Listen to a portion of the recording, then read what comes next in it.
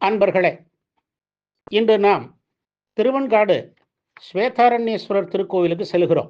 இத்திருக்கோவில் மயிலாடுதுறை பூம்புகார் சாலையில் அமைந்துள்ளது. சீர்காழி பூம்புகார் சாலையிலும் செல்லலாம். தேவார பாடல் பெற்ற சோழநாட்டு வடகரை தலங்களில் இது 11வது தலம். சைவ சித்தாந்த ஞானாசிரியர் மெய்கண்டார் அவதரித்த தலம். ஊர் சிறியதாக இருந்தாலும் கோவில் மிகப்பெரியது. சப்தவிடங்க ஸ்தலங்களில் ஒன்று. சிலப்பதிகாரமும் வால்மீகி ராமாயணமும் இத்தலம் பற்றி கூறுகின்றன. காசிக்கு சமமான 6 தலங்களுள் திருவெண்காடும் ஒன்று. கயையில் விஷ்ணுபாதம் உள்ளது போல இங்கு ஆலமரத்தின் கீழ் ருத்ரபாதம் உள்ளது. சக்தி பீடங்கள் 51இல் இது பிரணவ சக்தி பீடமாகும்.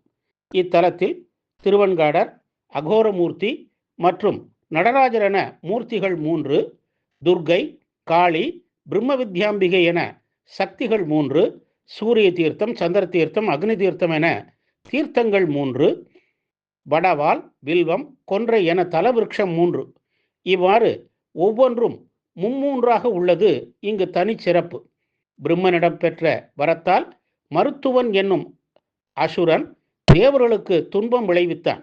சிவபெருமான் அருளியபடி தேவர்கள் வேற்று உருவில் திருவெண்காட்டில் வாழ்ந்து வந்தனர். இங்கு வந்த அசுரன் மருத்துவன் சிவபெருமானிடம் தான் தவமிருந்து பெற்ற சூலாயுதம் கொண்டு ரிஷபதேவரை தாக்கினான். ரிஷபதேவர் சிவபெருமானிடம் முறையிட சினம் கொண்ட சிவபெருமானின் ஈசான்ய முகத்திலின்று அகோரமூர்த்தி தோன்றினார்.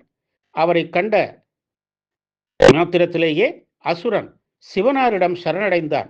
இந்த அசுரனை அகோரமூர்த்தியின் காலடியிலும் காயம்பட்ட ரிஷபதேவரை ஸ்வேதாரண்யேஸ்வரர் சுவாமி நிருத்த மண்டபத்திலும் நாம் காணலாம்.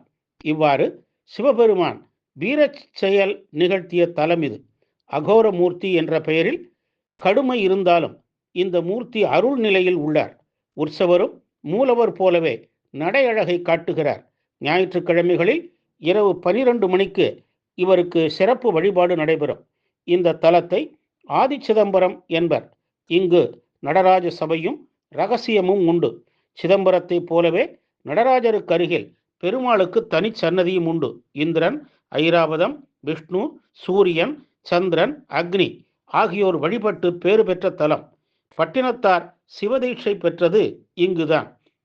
இறைவி பிரம்ம வித்யாம்பிகை திருவெண்காடர் சக்தியின் வடிவம்.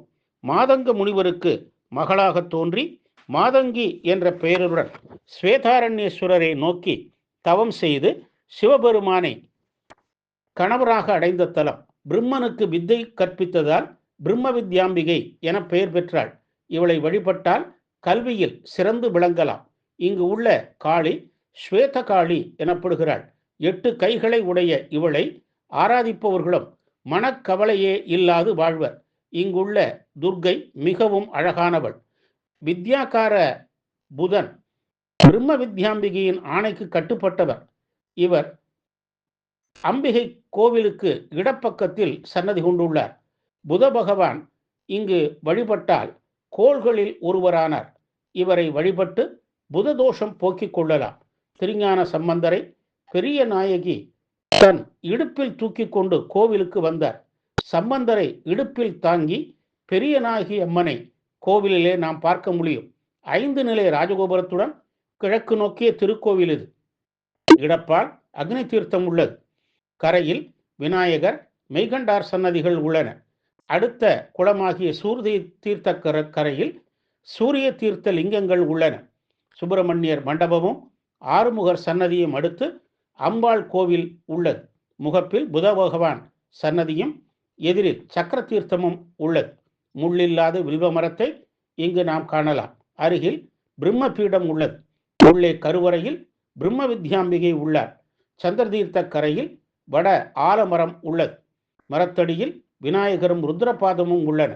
வெளி வலம் வந்து கொடிமரம் தொழுது சென்றால் வலப்பால் உற்சவ மண்டபம், பிரகாரத்தில் உற்சவர் தரிசனம், அடுத்து பத்ரகாளி தரிசனம், அடுத்து வீரபத்ரர், இடும்பன், சுகாசனர், நாகலிங்கர், நால்வர், விஸ்வேசர் சன்னதிகள் உள்ளன.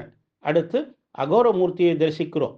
நடராஜ சபை, துர்க்கை, துண்டீர விநாயகர் சன்னதிகளும் உள்ளன. வலம் முடித்து நாம் வெளியேறினால் மூலவர் திருவெண்காடர் காட்சி தருகிறார். சம்பந்தர், அப்பர், சுந்தரர் மூவரும் தேவாரம் பாடி உள்ளனர். சைவ எல்லப்ப நாவலர் தலபுராணம் பாடி உள்ளார். மாசி மாதம் இந்திர விழா 13 நாட்கள் நடைபெறும். பங்குனியில் அகோரமூர்த்திக்கு லட்சார்ச்சனையும், ஆடிப்பூர விழா 10 நாளும், நவராத்திரி, அன்னாபிஷேகம், மகா சிவராத்திரி, தீபாவளி, ஆங்கில புத்தாண்டு, தமிழ் புத்தாண்டு முதலியவையும் இங்கு விழா நாட்களாகும். புததோஷம் போக்கி சகல வித்தைகளையும் அருளும் திருவெண்காடு ஸ்ரீ பிரம்ம வித்யாம்பிகை சமேத திருவெண்காடரை வழிபட்டு 2025ஆம் ஆண்டு நல் ஆண்டாக நமக்கு அமைந்திட அவருடைய அருளை பெற்று உய்வோமாக. ஓம் நம சிவாய்.